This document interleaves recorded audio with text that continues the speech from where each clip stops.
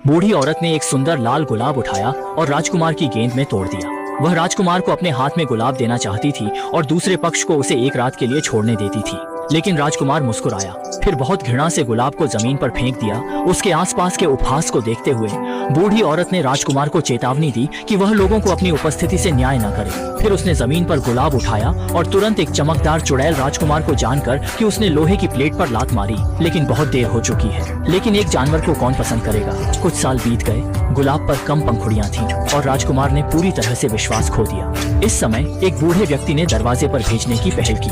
वह पास के शहर में एक प्रसिद्ध अमीर व्यक्ति था। घर के रास्ते में अचानक बिजली की एक झटकी ने मृत पेड़ को मारा और सड़क को अवरुद्ध कर दिया।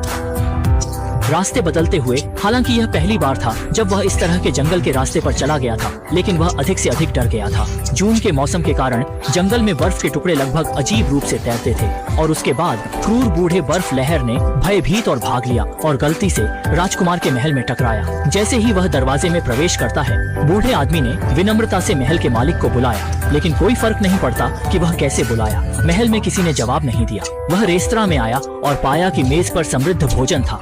इस समय वह भूख और ठंड से इतने शिष्टाचार की परवाह नहीं कर सकता था और मेज पर बैठकर खाना शुरू कर दिया। इस समय एक चाय का कप धीरे धीरे आगे बढ़ा और उस पर एक चेहरा था। बूढ़े आदमी ने शांति से कहा कि वह ठीक था, लेकिन अगले सेकंड में भाग गया। महल छोड़ने से पहले बूढ़े आदमी ने पेड़ पर सफेद गुलाब देखा। वह इसे उठाना चाहता था और उसे अपनी बेटी के लिए देना चाहता था, लेकिन अप्रत्याशित रूप से एक जानवर बाहर कूद गया। जानवर ने उसे चोर के रूप में पकड़ लिया और डरावना सफेद घोड़ा भी बाधाओं से मुक्त हो गया और भाग गया और जल्द ही सामान्य हो गया। दुनिया में बेल ने देखा कि केवल घोड़े अकेले लौटते हैं और महसूस किया कि उनके पिता को दुर्घटना थी। वह घोड़े पर सवार हो गया और इसे उसी रास्ते पर खोजने की कोशिश की, लेकिन बर्फ की दुनिया में आया।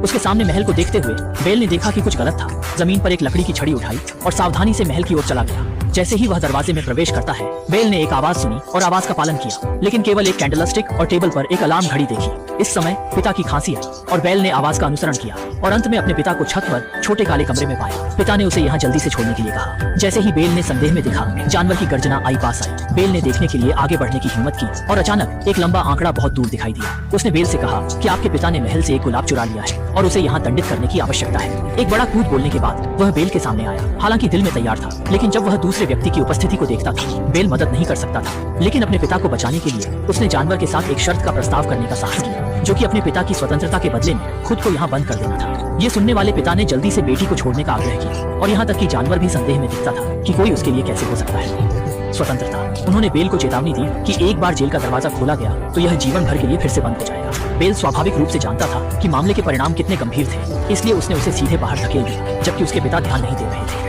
उसके सामने जानवर को देखकर वह भी हैरान था। उसने महसूस किया कि बेल एक बड़ा आम था और बोलने के बाद उसने बूढ़े आदमी को महल से बाहर खींच लिया। जब बूढ़ा आदमी शहर लौटता है तो पहली बार अपनी बेटी को बचाने के लिए किसी को खोजना है, लेकिन कौन विश्वास करेगा कि जंगल में जून में बर्फ का महल है। और उसी समय पैरों के एक ढेर ने चुपचाप बेल के जेल का दरवाजा खोला और उसने बेल को एक शानदार कमरे में ले जाया, जहाँ न केवल उड़ने वाले उड़ने और उड़ने के साथ बल्कि बोलने वाली अलमारी भी थी। बेल के आने को देखते हुए सभी फर्नीचर यह सोचने के लिए उत्साहित थे कि जादू को तोड़ने का समय आ रहा था। और शाम को फू ने जानबूझकर जानवर और बेल के लिए मोमबत्ती की रोशनी के रात का खाना बनाया, जो दोनों के बीच संबंधों को आसान बनाने के लिए इस्तेमाल करना चाहता था, लेकिन अप्रत्याशित रूप से